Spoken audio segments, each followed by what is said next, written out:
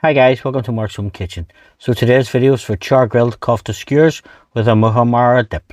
So sit back, relax, enjoy, and thanks for watching.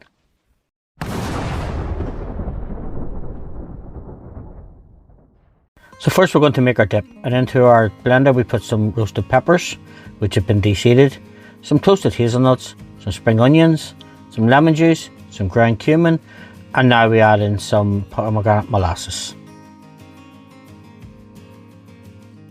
And then on top of that there we're going to add some olive oil and then some breadcrumbs. You can use panko breadcrumbs. I've just used wholemeal breadcrumbs to make it a bit healthier. Give that a quick whiz around and just let it all blend in. After it's been blended for a few seconds, just take the lid off, check it for seasoning, and to this I think we add some salt. And now some black pepper. Pop the lid back on, just give it a whiz round. Now that it's ready, we'll just set it to the side and we'll leave it until we make our koftas.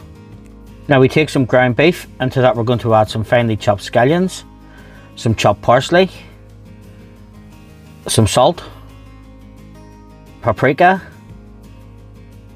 cumin, cinnamon, crushed black pepper, and some chili flakes.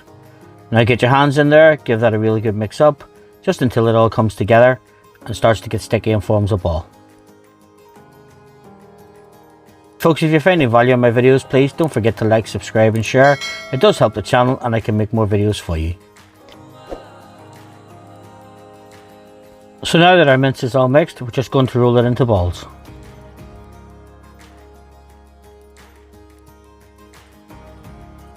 Now that I've got these done, we're going to take some skewers that have been soaked in water and we're going to put the balls onto the skewers.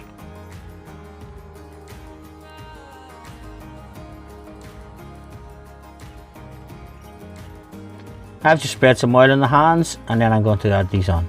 They're just easier to shape with when your hands aren't as sticky.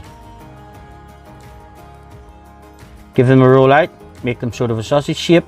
Now I like to put 2 onto each skewer.